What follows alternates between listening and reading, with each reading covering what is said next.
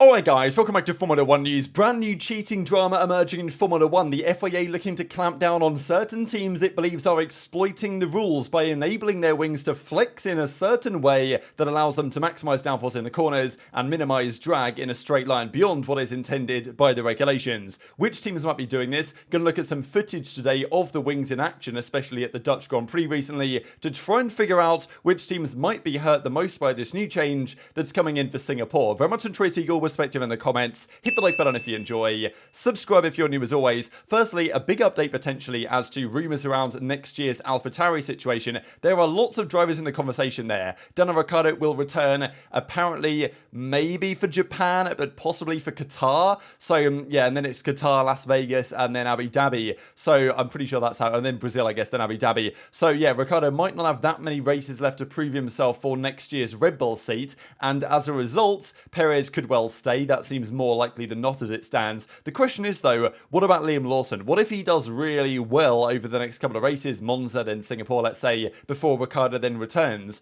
What does that mean for Yuki Tsunoda? I would say that Liam Lawson had a very impressive race in Zandvoort, especially given, well, he just got in the car for the first time on the Saturday pretty much and then drove a stellar race and actually finished ahead of Tsunoda. Okay, finished behind him on track, but then Tsunoda had a penalty that put Liam Lawson ahead and he ended up P13, I believe. Very impressive stuff, all things considered. What do you guys think about Yuki Tsunoda then? Because yes, he's done well this season, absolutely. He wasn't very good in 21, he kept on for 22, did better in 22 with respect to Gasly. This year has dominated De Vries, and so far against Ricciardo has kind of been 1-1 in the two races they've had alongside each other. But Lawson strikes me as a more likely candidate to be the next sister Red Bull driver next to Verstappen. I don't know if Red Bull see Tsunoda as the man to, be next to Max Verstappen in the Red Bull. And if they don't think that's the case for Yuki, he won't be around in this seat too much longer. And especially with Lawson performing as he is, there is a chance that if Ricciardo doesn't do enough yet, or, maybe his injury will set him back in this sense,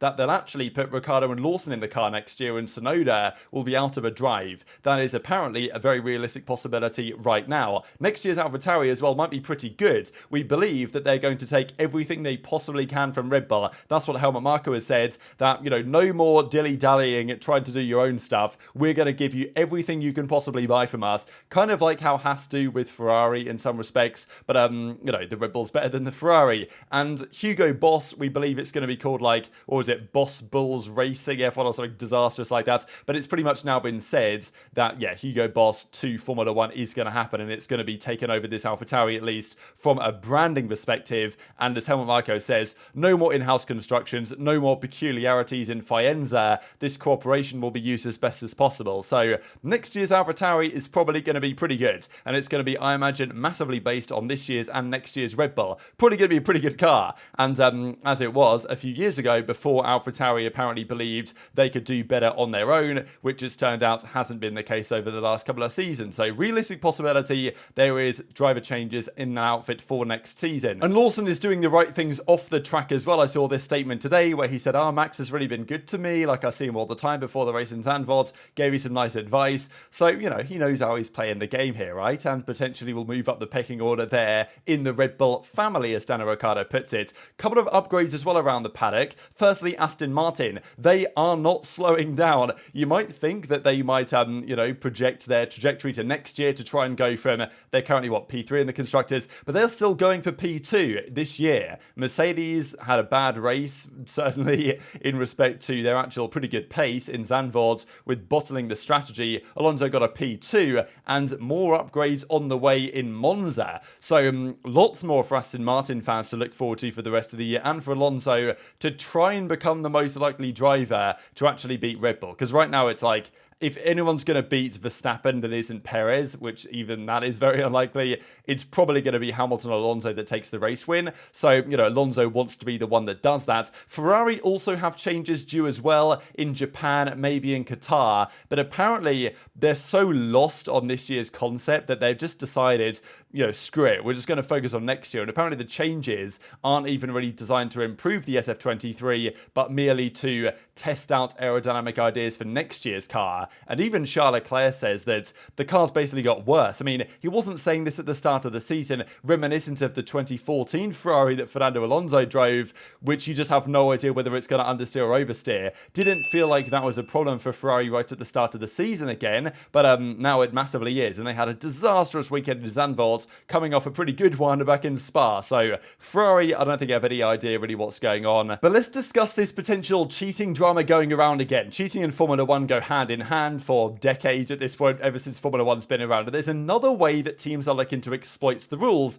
The FIA has dished out a fresh technical directive, believing some teams are using illegal trickery when it comes to flexible wings. This will be a clampdown after the Italian Grand Prix before Singapore. So the teams have until the 8th of September to send to the FIA their wing designs. Now, the wings are always naturally going to flex to some degree, but whether the teams are allowing them to flex beyond the amount of flex they should have in order to gain advantage on track, it's quite likely some teams are trying to do this, right? Teams will always push the boundaries. The question is, which teams are doing this? How much advantage could they be gaining from doing exactly this? It has been known that around about the Azerbaijan Grand Prix, Aston Martin were advised to make changes to their front wing designs to ensure they didn't fall foul of any breaches. Now there's, though, a formal technical directive to on what it believes are unacceptable designs with regard to flexible bodywork. So there's a few pieces to this, and this is the Motorsport article. These are 4 elements that are not allowed by the rules in terms of, additional flexing and exactly how that might be done. Now, this has been a thing for some time, but apparently these teams are clever, aren't they?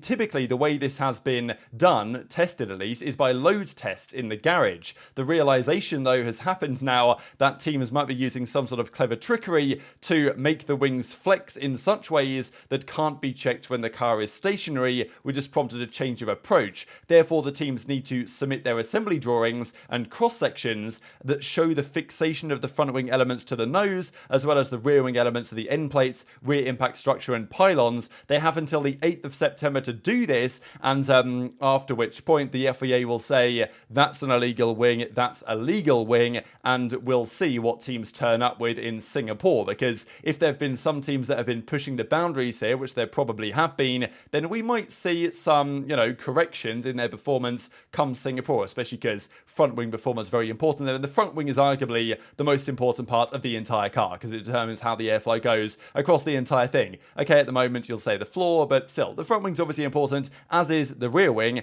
and both of those elements are under key concern at the moment. So people are wondering, what does this look like? The key point is really to note here is that when you're accelerating at a high speed, you want the wing to lay as flat as possible, generate as least downforce as possible. When you're at top speed going down a straight, now of course if you go around a high speed corner, it's a slightly different story, so you've got to be careful here. But this is the Red Bull behind the safety car, and as we can see, as he then accelerates and then brakes, we actually can see the top of the wing kind of flex upwards here. So from this position to this position, you can see there's clearly a movement there, and nothing crazy. Now there was also this as we ride on board with the Red Bull down the straight, as this guy Johnny Sidestep has gone into all the detail to find all of this stuff. So thanks very much to him for doing so. And we can see the Red Bull wing is flexing as follows, and then when we get to the braking zone at the ends, it goes from looking like this to looking like this. So you can see there's a difference between the angle here and the angle right here when it brakes. Now this isn't anything crazy. It's not something that hasn't been done before. It's the way the aero load works on the car. The question is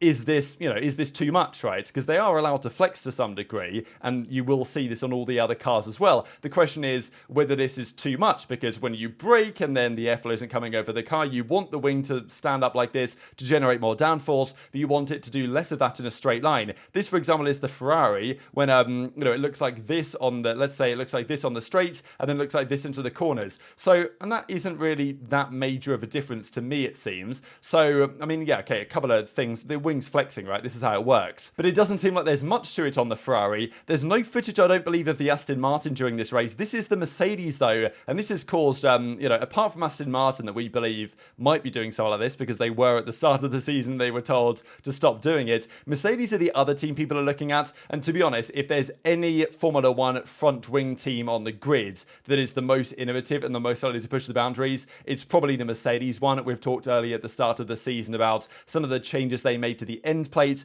doing a lot of really innovative stuff. So if Mercedes were trying to exploit the rules, I wouldn't be surprised. This is how it looks in a straight line.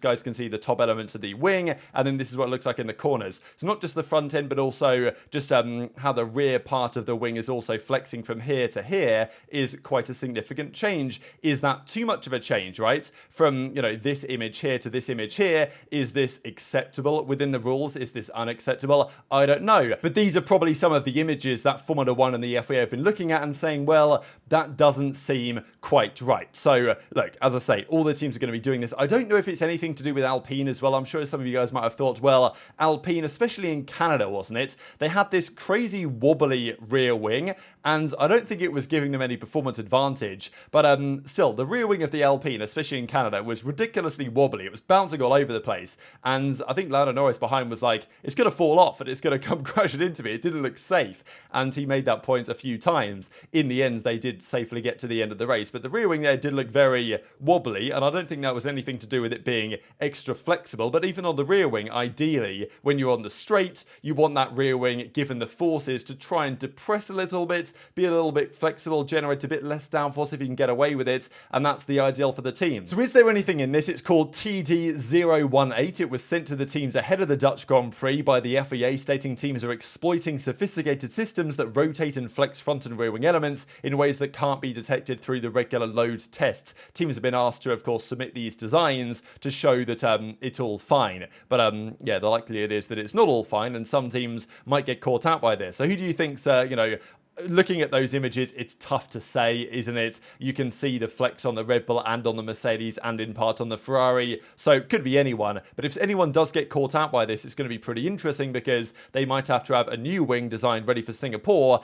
Maybe there's an argument that this is too little too late, that we're already so far into the season now by the time they figured out the teams are doing dodgy stuff, and it might even be one or two teams. It might be half the grid, it might be the whole grid, who knows? But definitely a big storyline to keep your eyes on, and might well change the pecking order come the Singapore Grand Prix when this officially comes into effect. So very much enjoy your perspective in the comments below. Hit the like button if you enjoyed, subscribe if you're new, take care, and I'll see you next time.